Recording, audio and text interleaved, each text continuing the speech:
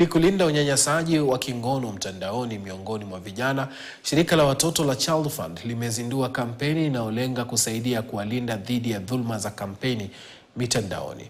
Mkurugenzi wa shirika hilo Alice Anukur na Beatrice Mwema, mratibu wa miradi wa usalama wa watoto mtandaoni, walisema kuwa mradi huo utatekelezwa katika kaunti za Nairobi, Kiambu, Mombasa na Kilifi, ukilenga wadau tofauti ili kujenga uwezo wa kuweza kuzuia unyanyasaji mtandaoni dhidi ya watoto. Katika sehemu ya Soweto, mtaa wa Bahati, kaunti Nairobi, ndipo shirika la Child Fund lilizuru kufanya kampeni na waendesha bodaboda.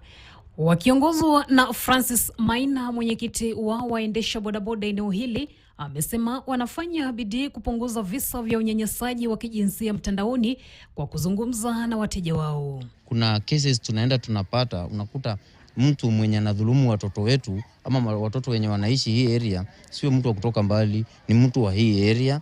Sana sana wanatumia kwa cybers. Shirika hili vile lilizuru eneo bunge la Nyali katika kaunti ya Mombasa na kuwashirikisha waendesha bodaboda kwa kuwaelimisha jinsi wanavyoweza kusaidia kupunguza dhuluma za kimapenzi mtandaoni miongoni mwa vijana.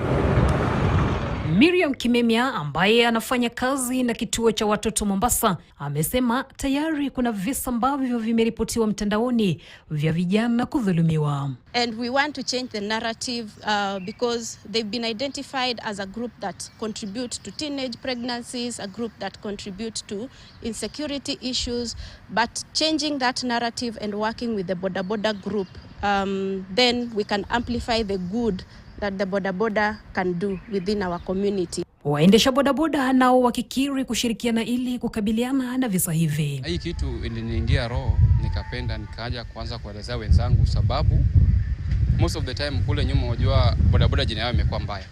Most of the time watu walikuwa nadhani bodaboda ndio watu wabaya, bodaboda ndio wanadefile watoto.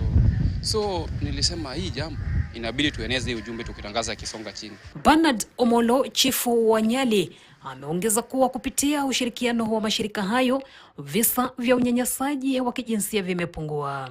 Dhuluma mbaya ziko sana hizi ni za physical na mambo ya defilement hizo. Lakini na wengi pia tumewaweka ndani.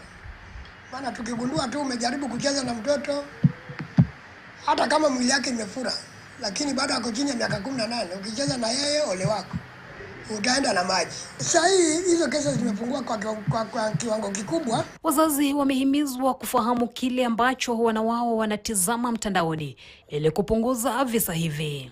Catherine Imuragit, KTN News. Maafisa wa polisi eneo la Ndeia kwa ushirikiano na shirika la huduma za wanyama